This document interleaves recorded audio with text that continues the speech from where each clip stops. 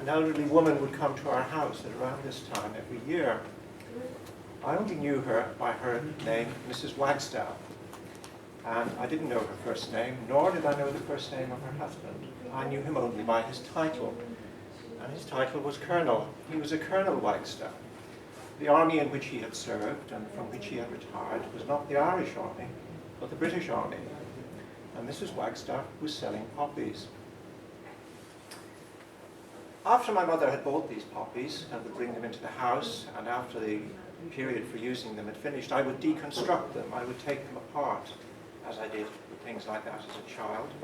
And I noticed that in the center of those poppies were the words, not as they are today, Poppy Appeal, but the words Hague Fund.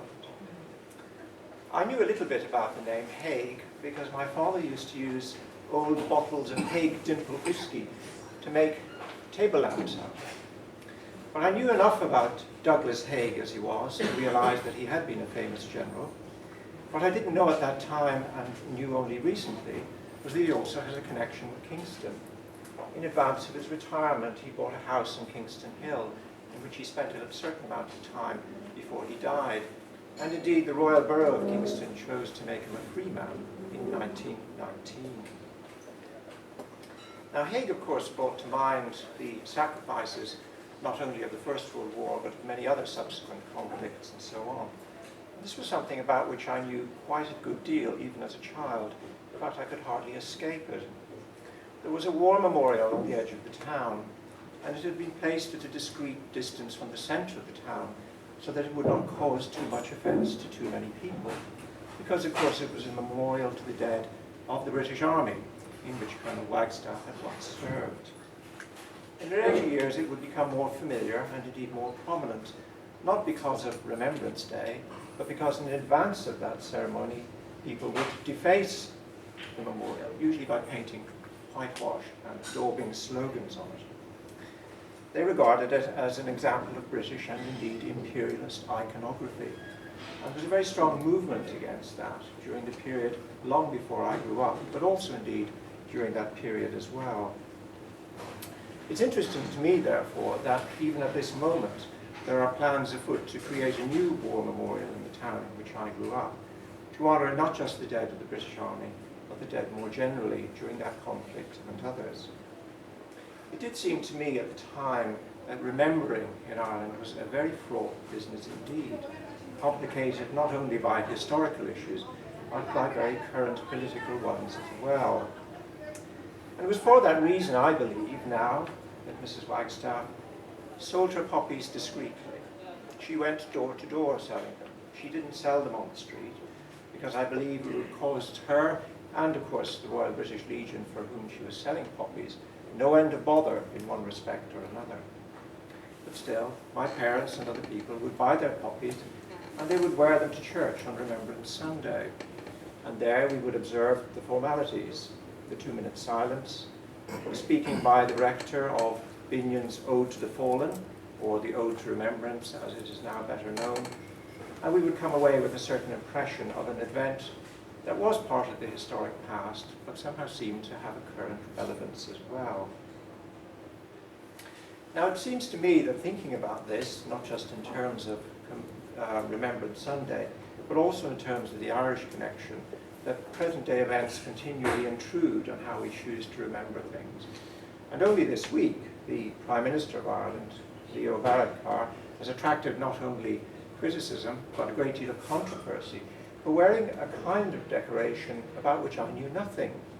Of course, I knew that there was a red poppy, the traditional one. I know that there's a white poppy. I know that there has been, although I'm not sure it still exists, a purple poppy. I had no idea there was also a shamrock poppy. That is to say, it is a pin which has been created in order to commemorate, in order to remember the dead from Ireland who fought during the Great War. Now, the thing about that item, of course, is that it conflates and to some extent confuses two symbols.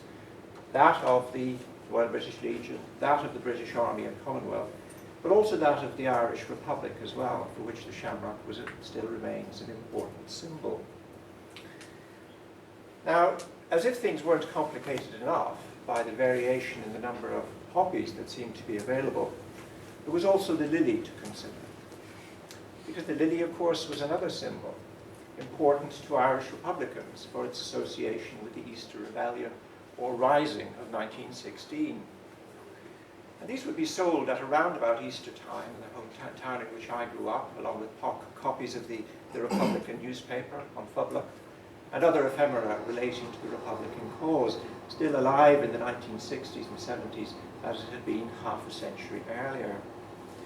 And while I don't ever remember my mother passing much comment on Mrs. Wagstaff's poppies, she certainly had things to say about those lilies.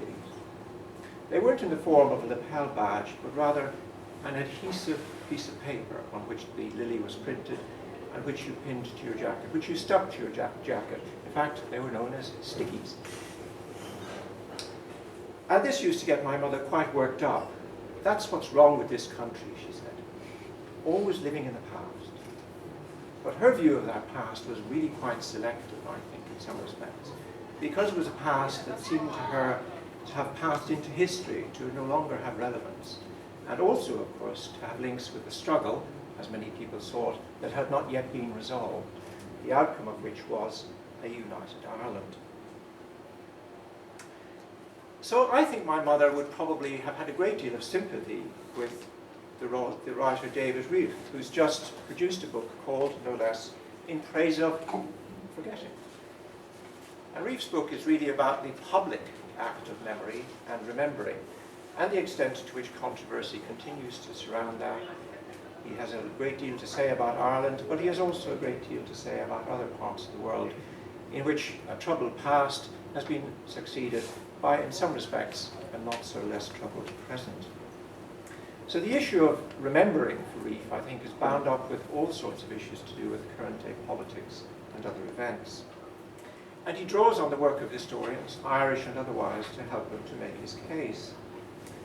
The example of Roy Foster, for instance, is a good one, in which Foster suggests that the issue and essence of remembrance is not at all historical accuracy, but rather what he describes as identification with the past and a psychological proximity to it, that it means something very much alive, not just to individuals, but to communities, to societies, to states, nations.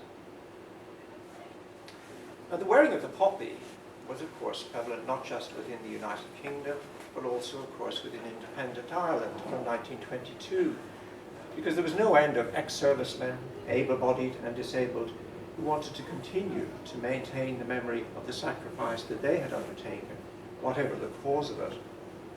So every year, the British Legion would have poppy sales in Ireland, in Dublin, and in other cities and towns. And these ex-servicemen would parade through the centre of the city in an open display of remembrance. But this gave rise during the 1920s and 30s to another phenomenon, not of poppy wearing, but of poppy snatching, in which bands, invariably of youths, would make a play for these marchers, grab their poppies, shouting slogans like "Up the Republic," or "The hell with the King" or Queen, who happened to be on the throne at that point, and in a sense bringing to the whole spectacle of memory and remembrance a very, very prominent political attitude. Now, this sort of activity was very much linked also with the kind of republicanism, but also, it has to be said, with communism, with anti-imperialism, with the idea that Ireland was in some sense, to some extent, still enthralled to its past. Why?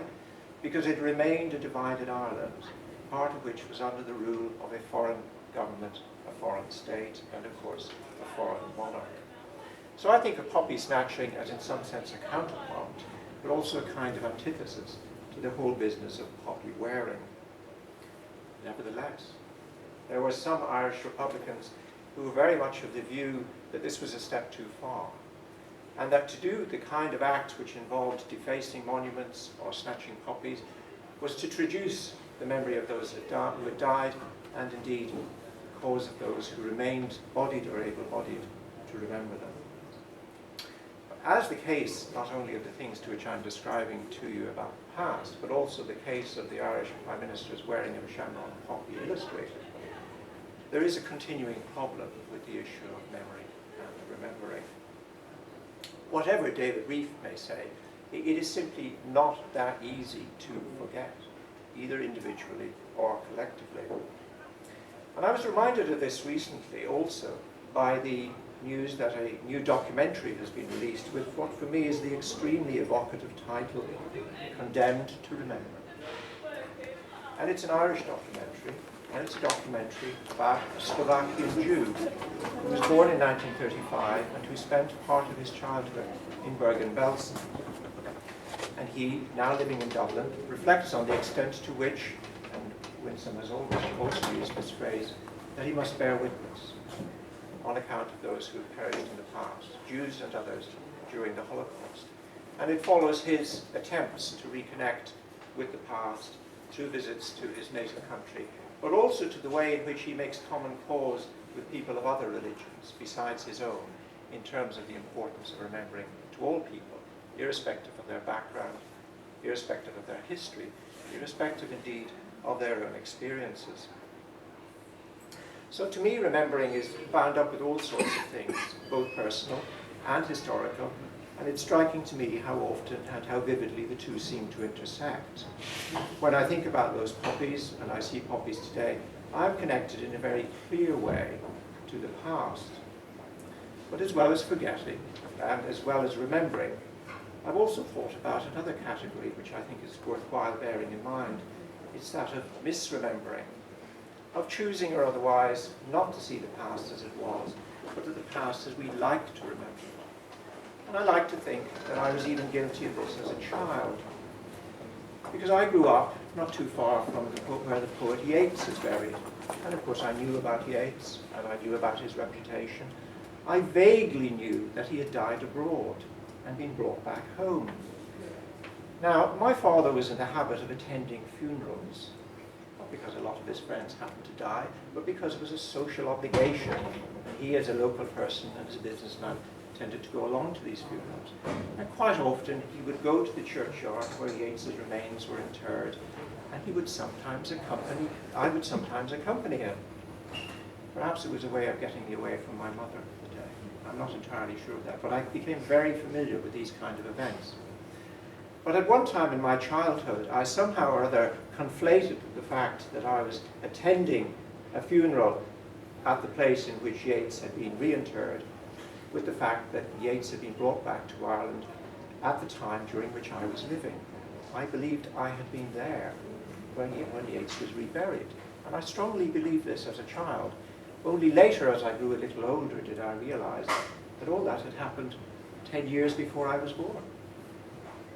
So it does seem to me that remembering, misremembering, willfully or not, innocently in my case, is something that is very, very difficult to get away from. And in that respect, the idea of forgetting, as advocated by Reef or others, is not quite the same, and nor, I have to say, does it bring as much to pass as remembering does to me. So thank you very much.